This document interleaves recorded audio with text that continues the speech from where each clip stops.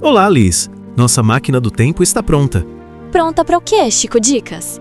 Rumo ao ano de 2030, mas com uma parada crucial no passado do Brasil. Qual é o objetivo dessa viagem, exatamente, Chico? Entender como o presente se formou e o que pode acontecer se o Brasil continuar gastando mais do que arrecada. Começamos em 1500, o descobrimento. A chegada das caravelas. O início da exploração e o nascimento da nação sob o domínio da coroa. E a história seguiu, marcada por ciclos econômicos e sociais. Em 1822, veio a independência. Um marco de autonomia política. Mas a estrutura econômica, infelizmente, pouco mudou de imediato. Passamos pelo Império até a proclamação da República. De repente, saímos do domínio monárquico. E entramos na República Velha, com o poder concentrado na política do café com leite. Os anos 30 trouxeram Getúlio Vargas, a industrialização incipiente. Ele moldou muito do nosso direito trabalhista, não é mesmo? Sim, mas também centralizou o poder de forma inédita. Em seguida, o período democrático e a construção de Brasília. O sonho futurista de Juscelino. Mas o crescimento veio com um custo, e a instabilidade política aumentou. O Brasil mergulhou em um período de governo militar. Um período de desenvolvimento econômico intenso, mas de repressão política. Até a abertura lenta e gradual, culminando nas Diretas Já. Diretas Já foi um movimento político de cunho popular, que teve como objetivo a retomada das eleições diretas ao cargo de presidente da República no Brasil, durante a ditadura militar brasileira.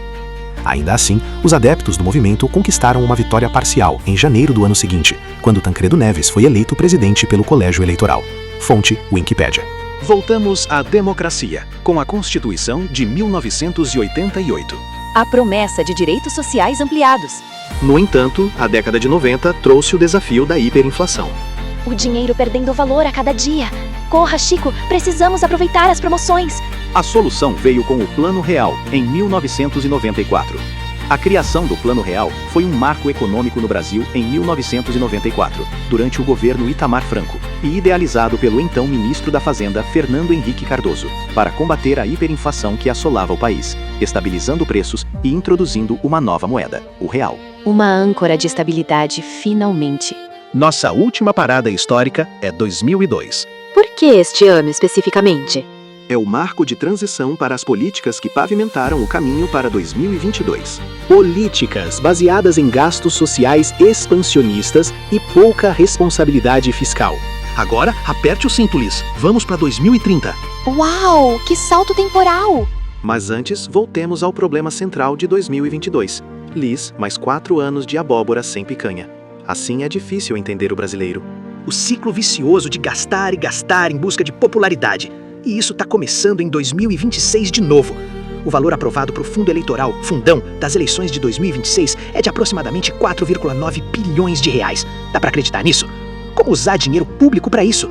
Me ajude a entender isso, inconformadinho ou inconformadinha que está assistindo isso. Sei que você conseguirá me responder. Que isso? Como assim, Chico? E a conta? Quem paga essa farra fiscal? As contas só aumentam e o salário não acompanha. O trabalhador, é claro, Liz, através de impostos cada vez mais altos ou através de taxas daqui, taxas dali. Isso é um fado para o trabalhador. Isso cria um ambiente hostil para quem quer empreender. Então me diga como, Chico? Eu preciso entender uma coisa. Se estão desestimulando os empreendedores e trabalhadores e tem muita gente recebendo auxílios disso ou daquilo, como ficará o país? Nenhum país sobrevive gastando mais do que arrecada, minha inconformadinha querida. Você tocou na ferida de muitos.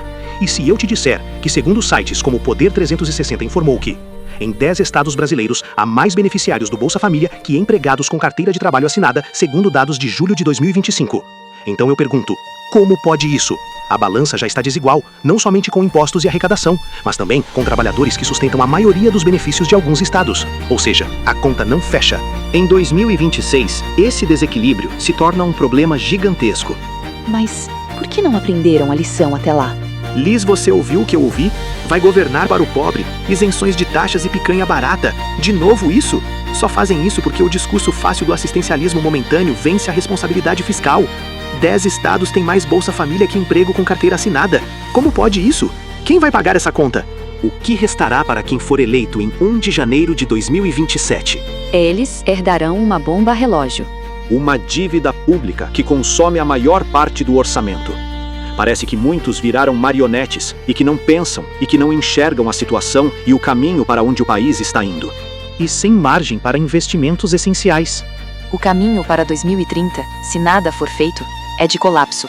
Vamos ver o cenário de 2030 se os gastos continuarem desenfreados. A inflação terá corroído drasticamente o poder de compra. O dinheiro valendo quase nada! E as aposentadorias? Elas estarão congeladas ou sendo pagas com valor real muito abaixo da necessidade. Um desastre para a população idosa. O salário mínimo será insuficiente para cobrir as necessidades básicas. Abaixo da linha da pobreza. E a saúde pública? O que acontece? Sem investimento, sucateamento total. E a segurança pública? Como fica o controle social? O crime organizado se fortalece na ausência do Estado. Inflação, desemprego, crise na saúde, falência da Previdência. É esse o futuro inevitável, Chico Dicas. Isso que as próximas gerações viverão. Porque os brasileiros não mudam. Calma, minha inconformadinha querida.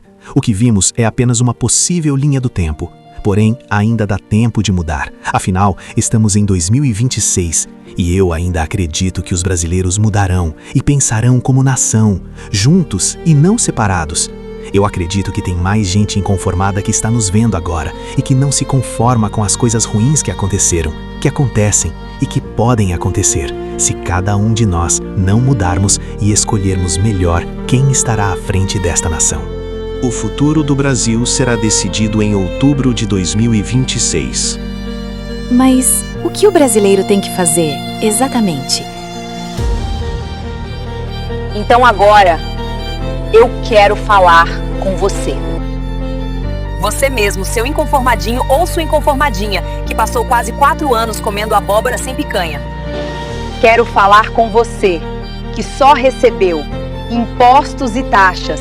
Enquanto isso, seu salário perde valor sendo corroído pela inflação e aumento de preços. Ei, acorda inconformadinho! Vai cometer os mesmos erros até quando, hein? Então, o que precisamos fazer? Votar em quem se compromete com a responsabilidade fiscal.